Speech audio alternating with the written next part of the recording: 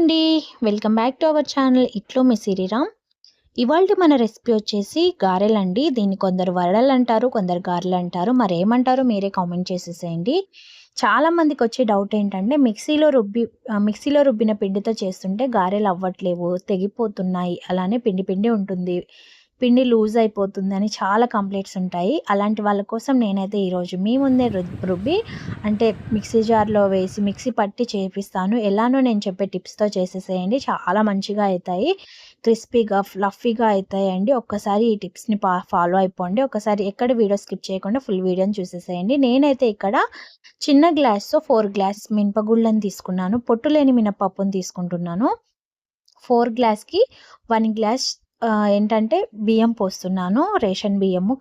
కావాలంటే బియ్యం పోయకుండా కూడా చేసుకోవచ్చు. నేను అది కూడా ఒకసారి అంటే ఆ వీడియోని కూడా చేస్తాను. ఇలా 4 గ్లాస్కి 1 గ్లాస్ బియ్యం పోయడం వల్ల ఏంటంటే క్రిస్పీగా ఉంటాయి, చాలా బాగా ఉంటాయి.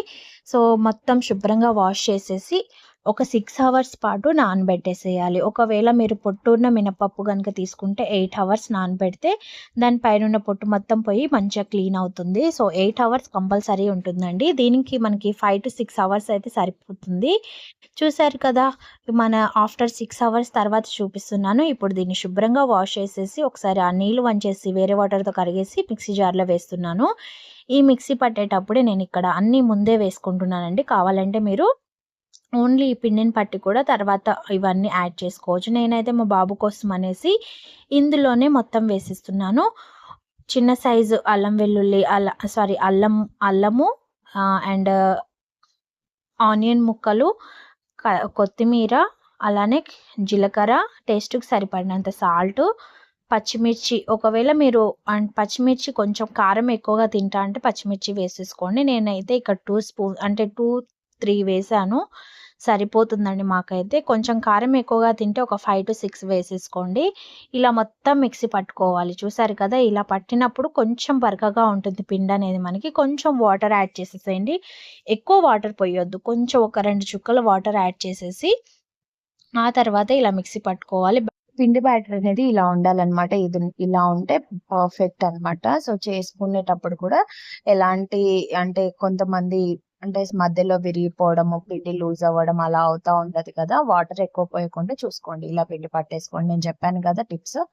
సో ఇక్కడ స్టవ్ వెలిగించుకొని కడాయి పెట్టేసి అందులో సరిపడా ఆయిల్ వేసేసుకొని, ఆయిల్ అనేది లో టు మీడియం ఫ్లేమ్ లోనే హీట్ చేసుకోవాలండి, బాగా హీట్ ఉండొద్దు. ఇక్కడ కొంచెం పిండి ఆయిల్ హీట్ అయిందో లేదో అని తెలియడం కోసం కొంచెం పిండి వేసాను. ఇప్పుడు నేను ఇక్కడ ఎప్పుడు అంటే చేయి మీదనే చేసేస్తాను. ఇప్పుడు మీకు చూపించడం కోసం పాల ప్యాకెట్ మీద వేస్తున్నాను. ఇక్కడ అంటే పాల ప్యాకెట్ తీసేసుకొని కొంచెం వాటర్ రాసి ఆ తర్వాత ఇలా పిండిని కొంచెం తీసుకొని వడ షేప్ లో చేసేసుకుని వేడి వేడి ఆయిల్లో వేసుకోవడమే అనమాట. చెప్పాను కదా, ఆయిల్ అనేది బాగా హీట్ ఉండొద్దు, ఎందుకంటే బయట మొత్తం మాడిపోయి లోపల పిండి పిండి ఉంటుంది. సో అలా కాకుండా మీడియం హీట్ ఉంటే మనకి తినేటప్పుడు కూడా చాలా క్రిస్పీగా మంచిగా అనిపిస్తాయి తినడానికి. సో ఇలా ఒకదాని తర్వాత ఒకటి వేసేసుకోవాలి. అలానే ఉండి ఒకేసారి వేసేసాం అనుకుంటే ఒకదానికి ఒకటి అతుక్కుంటాయి అనమాట. అలా అతుక్కోకుండా ఉండాలంటే ఒకదాని తర్వాత ఒకటి పైన తేలిన తర్వాత ఇంకొకటి ఇలా వేసుకొని గోల్డెన్ కలర్ లోకి వచ్చాక దీన్ని తీసేసుకోవాలన్నమాట. ఇలానే మిగిలినవి కూడా సేమ్ ఇదే విధంగా చేసుకోవాలి. దీని మీదకి టమాటా చట్నీ అన్నా, టమాటా పచ్చిమిర్చి చట్నీ అన్నా, పల్లీల చట్నీ అన్నా చాలా టేస్టీగా ఉంటుంది. నేనైతే పల్లీల చట్నీ అండ్ టమాటా చట్నీ చేశాను.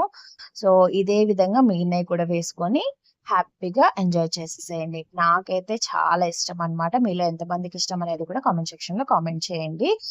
నాకైతే చాలా ఇష్టం అనమాట. ఇక్కడ నేను పల్లీల చట్నీ, టమాటా చట్నీ చేశాను. అసలు టేస్ట్ అయితే చాలా అంటే చాలా బాగుంది. నేను చూపించిన విధంగా నేను చెప్పిన టిప్స్ తో చేస్తే మాత్రం చాలా మంచిగా వస్తాయి. మీరు చెప్పిన కంప్లైంట్స్ ఏవి లేకుండా మంచిగా చేసుకోవచ్చు. సో మీకు నా రెసిపీ ఎలా అనిపించింది, ఇంకెలాంటి రెసిపీస్ కావాలనేది కూడా కామెంట్ సెక్షన్ లో కామెంట్ చేయండి. Thank you, bye.